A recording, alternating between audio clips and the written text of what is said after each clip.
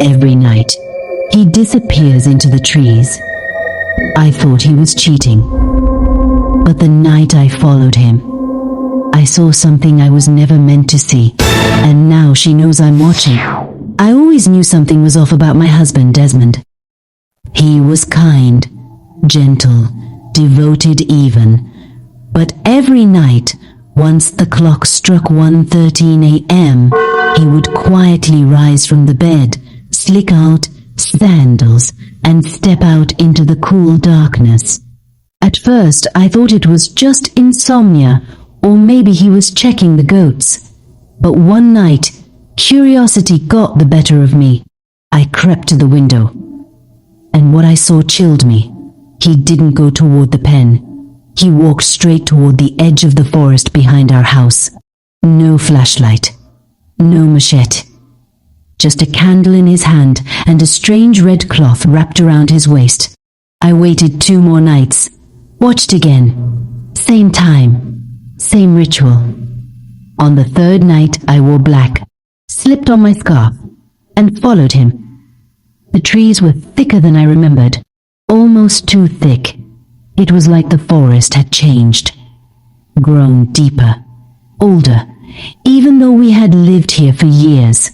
I walked carefully, hiding behind tree trunks and ducking low. The candlelight ahead of me flickered in rhythmic pulses, like the forest was breathing with him. Then I saw it. He reached a small open clearing. In the center was a shrine made of bones, feathers, and clay, and she was waiting. She wasn't human. She had no face, just smooth, pale skin stretched where eyes, nose, and lips should be. She stood completely still, wrapped in a long white cloth stained with something dark. But what made my breath catch in my throat was that she was wearing my wedding dress. The same one I wore 2 years ago. The exact same style. The same lace at the hem. Desmond knelt before her. "My light, my forest bride," he whispered. Then he cut his palm with a small blade and let the blood drip into her open hands. She didn't move, but the forest shivered. A twig snapped under my foot. It was barely a sound, but it was enough. She turned. Even without a face, she saw me. I don't know how, I just knew. My heart dropped into my stomach. She pointed one long, thin finger at the trees toward me. Then she whispered in a voice that didn't belong to this world she watches. Desmond stood, slowly turning his head, and his eyes, normally brown, were now completely white. "Run, Ada," he said. But I couldn't move. I made it back to the house, but everything changed after that night. Desmond returned to bed like nothing happened. He kissed me in the morning, called me his queen. But something was wrong. His breath smelled like wet earth. His skin stayed cold even under the sun. And then I started dreaming of her, the forest wife. She stood at the edge of our compound each night in my dreams, still faceless, still watching. But every time she moved one step closer to the house. 2 nights after I followed Desmond into the woods, I started searching. I wasn't even sure what I was looking for, just a clue. Anything to prove I wasn't losing my mind. That the faceless woman in the wedding dress wasn't some twisted dream. It started when I opened his old trunk in the back of the wardrobe. Beneath faded trousers, I found a wedding photograph. But it wasn't me in the picture. It was another woman, young, dark-skinned, beautiful, wearing a white gown under a tall iroko tree. Her hand rested in Desmond's. He looked almost the same, just thinner, wilder, eyes sunken, smile forced. The back of the photo had one word written in red ink: Yamisi. I stumbled back, heart racing. He had been married before, and he never told me. I took the photo to the oldest woman in the village, Mama Okamaka. She held it in her shaky hands for a long time before she spoke. "You found this?" I nodded. She sighed. "That girl, Yemisi, Desmond's first wife. She came from Lagos. They said she disappeared inside the forest. That her spirit never left. I leaned in. Why didn't anyone tell me? Because Desmond told people she ran away. But those who live long enough know no one who enters that forest just disappears. They get taken. He shouldn't have married you. He shouldn't have left the forest alone. I blinked. What do you mean? She leaned forward. Her voice barely above a whisper. Desmond was given to the forest. A spirit husband. He belongs to something older than him. You, my daughter, you are not his wife. You are his replacement sacrifice. Desperate, I found the priestess Mama Okamaka, told me about Ialai, the woman of the 3 roads. Her shrine was at the edge of town, where 3 dusty paths met and split into silence. She saw me coming from a distance. You stepped where blood sleeps, she said before I even spoke. You followed your husband. You saw her. I nodded slowly. Who is she? She is Yemisi, but no longer. The forest devoured her and made her its bride. She cannot leave, and he was never meant to either. Iale dipped her fingers in a bowl of ash and smeared them across my palm. You are marked now. Every night you stay in that house, she comes closer. I felt tears sting my eyes. Then what do? She stared deep into me. Her voice changed like something else was speaking through her. Bring him back to the shrine. Before the 7th night. Before he forgets he ever left the forest. Or before she takes his place and takes your face. That night I couldn't sleep. Desmond stood by the window again, as he always did. But this time he didn't sneak out. He just stood there for hours watching the trees. When I touched his arm, he turned slowly and looked at me. Why do you smell like her? He asked. I shivered. Smell like who? He smiled, but it wasn't the smile I knew. Yemisi, he said. She says you're trying to steal me. But it's too late. She already chose you. Then he walked back to bed, closed his eyes, and whispered, one more night. The priestess had told me bring him to the shrine before the 7th night. Before he forgets who you are. I had 2 nights left. That morning, I cooked his favorite meal, yam porridge with dried fish, and laced it with crushed sleeping bark, something Mama Okamaka gave me quietly under her wrapper. As I stirred, I caught Desmond watching me. He was no longer blinking like a normal man. He would stare for minutes at a time, like a statue, as if something behind his eyes was whispering instructions only he could hear. We should go out, I said sweetly. Take a walk together. Visit the stream. His smile was gentle, but his voice sounded distant. Yemisi doesn't like streams. She likes fire and blood. I forced a laugh, placed his plate down, and kissed his forehead. Eat first. And he did. When Desmond finally slept, I tied his wrists and ankles gently with raffia rope, the way the priestess instructed. I lit a lamp, grabbed my wrapper and keys, and whispered to him, I'm going to save you, even if you hate me for it.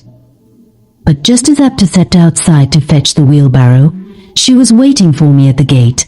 Yemisi, faceless, silent, her long white dress dragging on the red soil. I froze. She raised one finger and pointed at the house, and then her voice came not from her mouth, but from inside my own skull. You bring him back to the shrine, you break the bond. He dies. You live. She stepped closer. Or you leave, walk away, and I give you peace. You will never dream of me again. I couldn't breathe. She offered no anger, just a bargain. Choose, Ada. His soul, or your freedom.